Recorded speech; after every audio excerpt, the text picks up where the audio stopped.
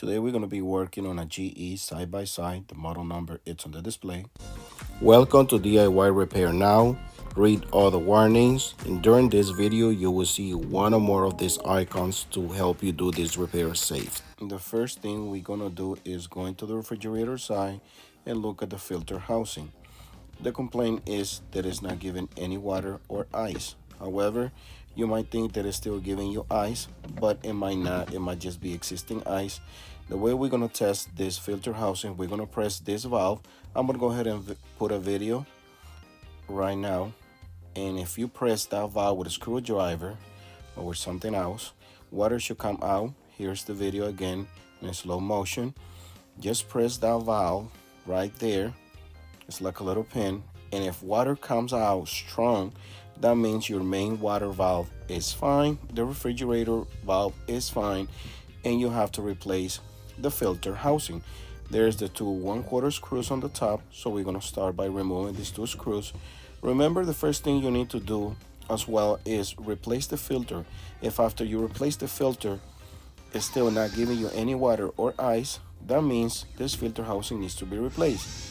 The way that you find out if this is the only part that is wrong, you press that valve, and if you got water coming out, that means the only thing you have to replace will be the filter housing, which is the one we are removing right now. We're going to go ahead and turn off the water valve, the main water valve that it's on the wall in the house, and we're going to remove at least these three screws, which is they are 5/16 with our drill or with a screwdriver.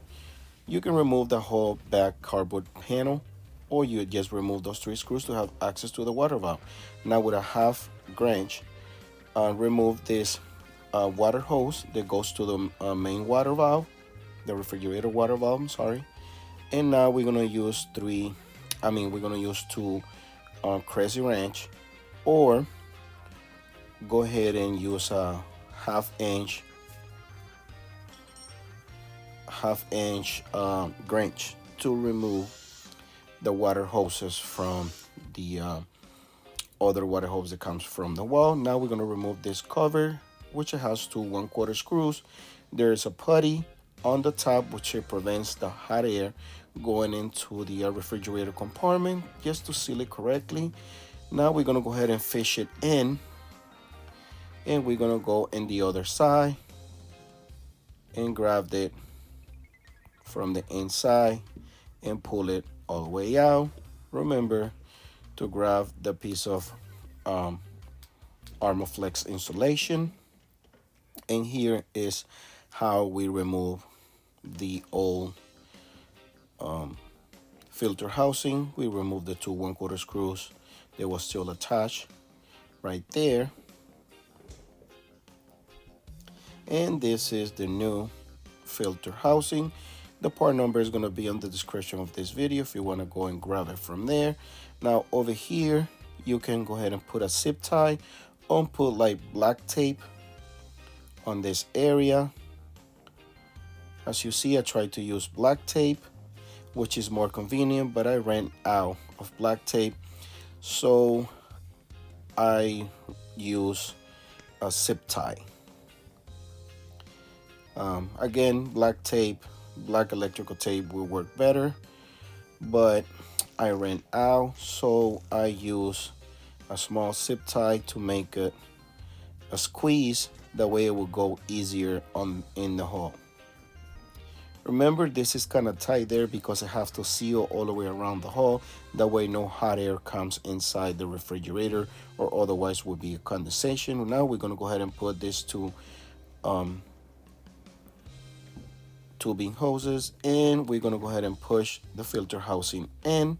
However, you can only get so much in, and then you have to go in the back and grab and pull it out and away until you grab the piece of Armorflex insulation, and also pull the insulation along with the water hoses, and till you feel like it's tight inside.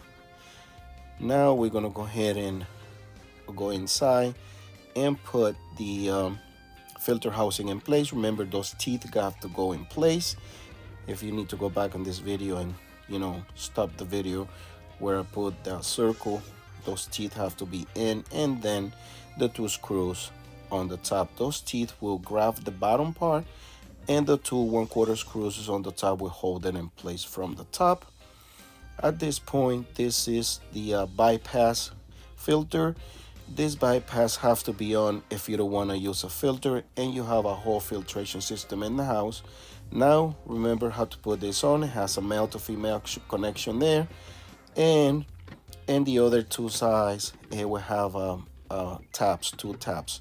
They need to fit in.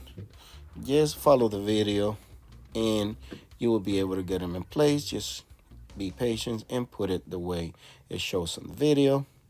Now we're going to go ahead and grab our putty and put it on the top. That way we'll be able to bend this tubing, and it will be sealed on the top side. Now we're going to go ahead and grab our two screws, which they are 1/4 as well, and put it where it goes. I like to tie the screws but not over tying it. I like to leave it kind of loose, because otherwise it can kink the water tubings and it will be obstructing the water flow. So try not to over tie it. Sometimes I leave it a little bit loose if I feel like it's kinking the water tubings. Now we're going to go ahead and attach this 1/2 inch thread, and we're going to go ahead and use our crazy wrench to be able to tighten it in place. This is another one, guys. Just go ahead and tighten it until you feel tension, but don't over tighten it, because you can damage the thread or you can damage the tubing. So once you start feeling tension on the crazy wrench, go ahead and stop right there. Either way, after you tying this, you're gonna have to double check, make sure you don't have any leaks. However, I do this pretty much every day, so I don't have to sit here and wait a long time for it to see if it's a leak or not, because I know how to do it and when to stop. And here again, we're gonna go ahead and use our two crazy wrench, or you can use two 1/2 inch wrench to be able to tie these two connections in place. Over here is the same deal. Just go ahead and tie your water hoses, your thread, until you feel tension. Don't see, as you see, you feel tension on it, and to me it feels good right there. Now you're gonna go ahead and open the water valve and let some water go in the refrigerator and also the filter housing. Go ahead and install your 3 5/16 screws with your drill or screwdriver. This is the last one. At this point, we're pretty much done. We're gonna go ahead and put the refrigerator back in place.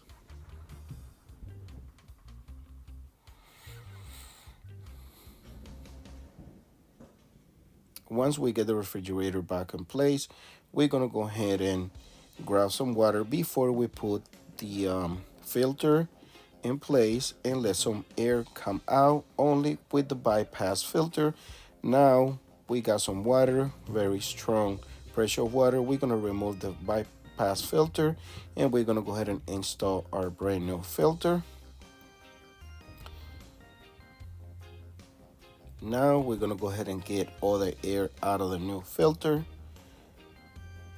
and just dump at least 4 or 5 cups or 6 cups if you're doing it with a small cup, and you should be fine. You will feel air coming out. It's gonna make some weird noises and I'm gonna make bubbles, but that's when you know you're done the right thing for the water tubings. You got all the air out. Again, I believe I dump about 5. I only got a couple. I'm gonna go ahead and fast forward this video because you already know what to do here. And like I said, guys, go ahead and make sure temperature are right. I don't know why they got it at 40, but in this, it also sets it in the display that it needs to be at 37 on the refrigerator side and 0 on the freezer side. Those are recommendation settings. Thanks for watching.